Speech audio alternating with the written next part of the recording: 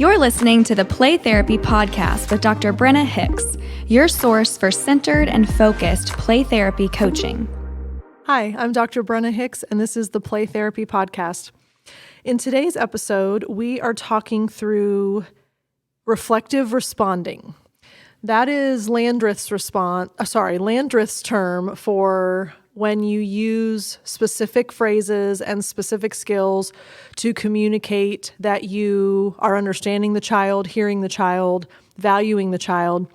So reflective responding is his term. There are other child-centered play therapists that use the terms empathic responses, things like that. So it kind of all falls under the same category of things that you say in the playroom that have intention and purpose so that the child feels heard, understood, valued, accepted, those types of things. So rather than go through what some of those phrases look like, which we will get into when we actually start talking about reflective feelings and reflecting content and tracking behavior, that's in the next episode. But I want to give some background as to the why and the intention behind these types of responses, some things you can do to kind of curb some of the frustration and defensiveness that sometimes you get. And I just want you to kind of understand what the intention and meaning of these and how it communicates to the child different things. I just want to kind of give you big picture perspective before we get into the nitty gritty. I always feel that big picture perspective helps us frame what we're doing and why, rather than just focusing on the skills. So if you've been with me from the beginning, thank you. If you're new, please go back and listen to earlier archived episodes. It's really important that you get caught up. I'm doing this in a very sequential, kind of chronological order. So if you're new, welcome. We're so glad you're here. By the way, this is a related aside. Thank you for, I'm assuming you're sharing these with your colleagues and your friends and other people who will benefit from this. The podcast is just really taking off. There are so many downloads to every episode. I'm just really blown away and grateful and humbled and all kinds of things for the response that this has gotten. So for those of you who are sharing this and telling your friends and your coworkers and however it's organically thriving, I'm just really grateful. So thank you. If you're new though, please make sure that you go back and get yourself caught up because there's stuff we've already covered that's really important that are precursors to what we're talking about today. So with all of those disclaimers out of the way, let's get into the empathic responding, also known as reflective responses. And I want us to really make sure that we hone in and understand what this means as far as what the therapist communicates to the child at any given moment, as well as what the child's experience is. Because this is kind of a two-pronged piece of this. Because when we use reflective responses or empathic responding, we are saying something directly to the child. But what is indirectly communicated to the child is actually more important. And then what the child's experience is as a result of what we directly communicate but indirectly communicate is also powerful. So there's kind of a lot of deeper things happening when we use these, and I want us to fully grasp that so we understand the intention behind it. So I'm actually going to be reading a couple of things out of the Cochran's book, Child-Centered Play Therapy. So when we are using these skills, so when we are reflectively responding, using empathic responding, the intention is that we are indirectly communicating, quote, I am present, I am valuing and accepting of what you are choosing to do, and your choices are ones that do not violate the limits of the playroom. Okay, so let's break that apart because that's three pieces of what the therapist is indirectly communicating to the child. So what we are trying to do here is to communicate in an accepting tone of voice that we are recognizing what the child is doing, and therefore we're saying, I'm present. So in Landreth's model, it's the be with attitudes. I'm here, I hear you, I understand, I care. In the most recent edition that was just released, they've added, I delight in you. So you have, I'm here, I hear you, I understand, I care, and I delight in you. You can sum all of that up in, I'm present. And I'm valuing and accepting of what you are choosing to do. So your behavior right now, I'm with you, I'm engaged, and I value and accept it. Okay, so that's 1 and 2. Then the third piece is your choices are ones that do not violate the limits of the playroom. In other words, if all I'm doing is tracking your behavior, which I know we haven't gotten into the specific details of reflective responding yet. So that is one of the 3 ways that we can reflectively respond. We'll get to that in the next episode. But if we are tracking a child's behavior, the easiest way to do that is to say what you see. So you're jumping up and down. You're stacking blocks into a tower. You're throwing the ball against the wall. Okay, if we're doing that, we're saying your choices are ones that do not violate the limits of the playroom. So that's what we are communicating indirectly to the child by saying something directly, such as, you're stacking blocks into a tower. All right, but here's where we turn a little bit. When the child hears what we just said, the child experiences, quote, you are interested in me, you are aware of the things that I'm doing and are accepting of them. Is it okay for me to express myself like this in here? So, keep in mind, last episode was about how do we explain the child-centered process to a child when they walk into the playroom. So the assumption here is this is week 1, child's first experience in the playroom. We begin using empathic responding, the reflective responses. The child's trying to figure out what's okay, what's not okay, what's the nature of our relationship. Are you going to tell me that I can't do that? Are you going to let me do certain things and not others? There's a discovery process going on. There's a relationship that's being built. There's rapport, there's connection. There's all these things that are trying to settle, okay?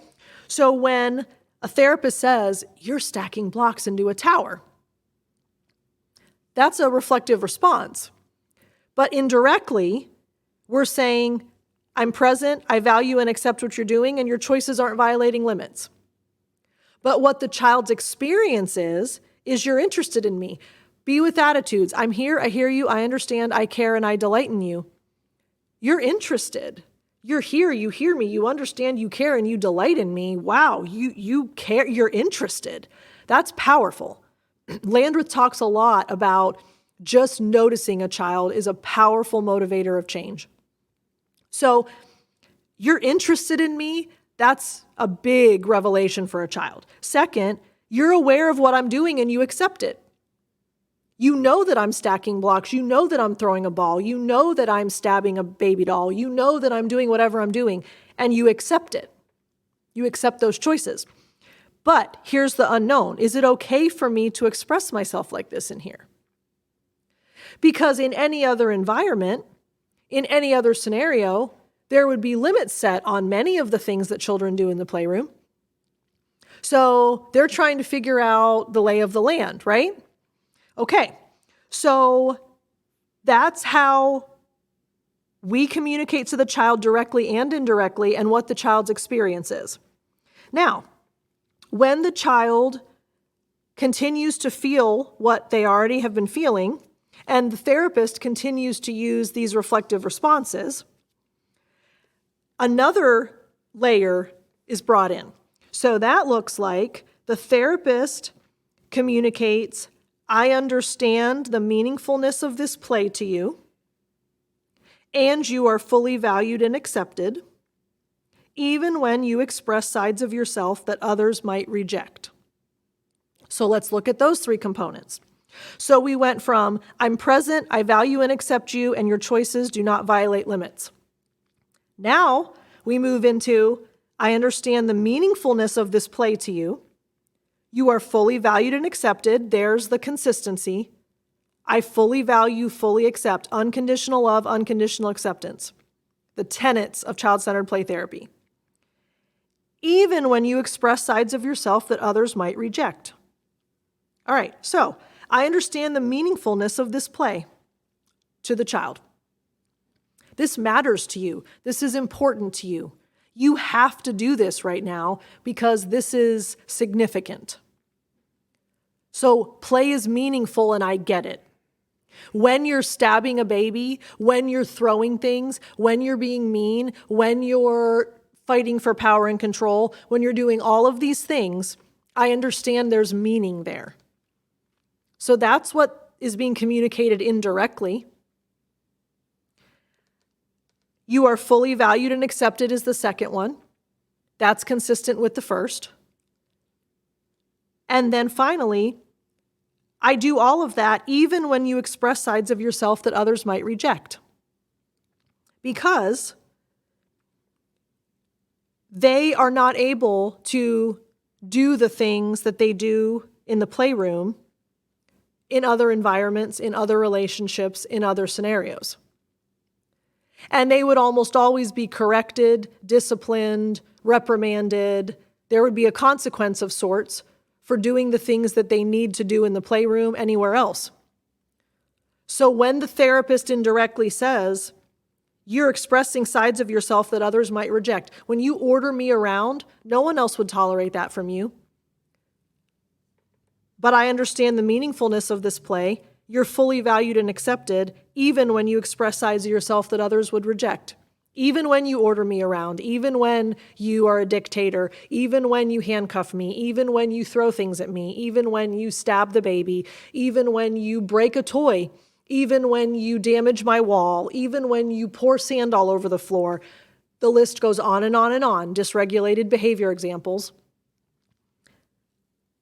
Those are sides of yourself that others will reject, but you're still valued and accepted here.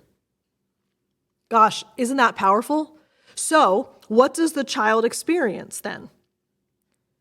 First, you deeply understand me. Don't we all desperately need and want to be deeply understood by someone?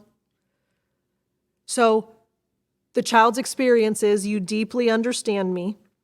You help me understand myself more. And you accept me, even the sides of me that others reject.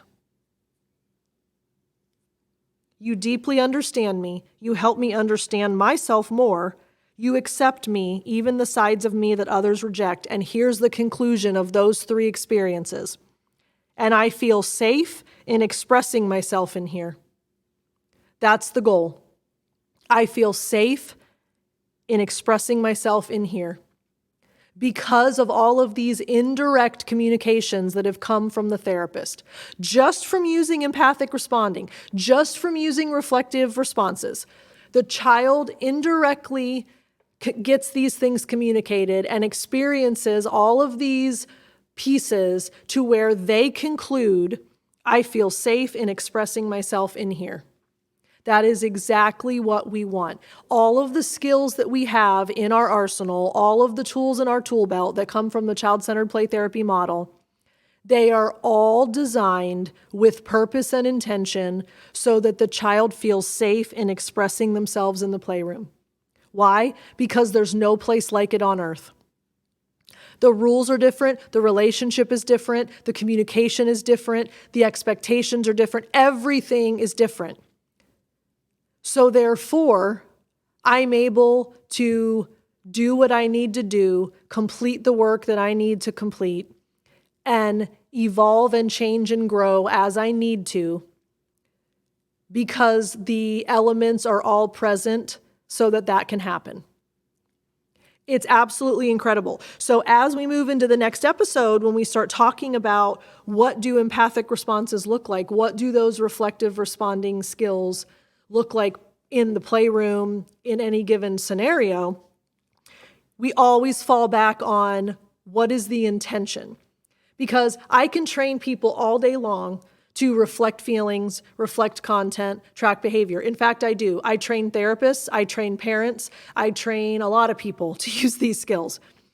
But if they are done robotically, rotely, just because it's a skill that I'm supposed to use, and the intention behind it is missed, which is you're fully accepted, you're fully valued, I'm present, and even when you do things that no one else is okay with, none of that changes. So therefore, you feel safe to do the work that you need to do.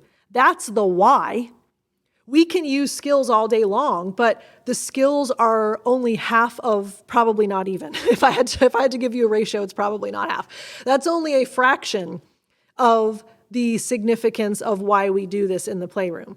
It's so that the child clearly understands, I am loved, valued, and accepted, and therefore safe. And whatever needs to happen in here, it's okay. The relationship will never change. I will not lose this person. I will not make this person abandon me, forget about me, refuse me. There's never a fear of the relationship being in jeopardy. And therefore there's safety, and therefore there's security.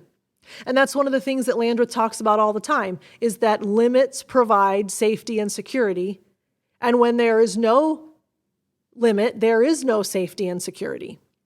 So this is not to say the child gets to do whatever they want. We talked about that in the last episode. We do set limits when needed. But regardless of what limits are needed, the relationship and the nature of the relationship never changes. So, gosh, that's powerful. I love it. I could just go on and on and on about this, because I think this is at the heart of this approach. And if we get this, if we truly get this and we live by this and we work toward this, and that every decision we make in the playroom is influenced by this, it's a game changer for our children's outcomes, for our success rate, for the growth that children are able to accomplish in our time with them. This is powerful, and this is kind of the hinge pin. So I hope that resonates with you. I hope that is exciting to you. To me, it's just kind of the basis upon which everything else is built. So in the next episode, we're actually going to look at what those empathic responses look like, the reflective responding skills specifically broken down in detail. And so these two episodes will definitely work together. So I can't wait to talk to you then. Bye. Thank you for listening to the Play Therapy Podcast with Dr. Brenna Hicks. For more episodes and resources, please go to www.playtherapypodcast.com.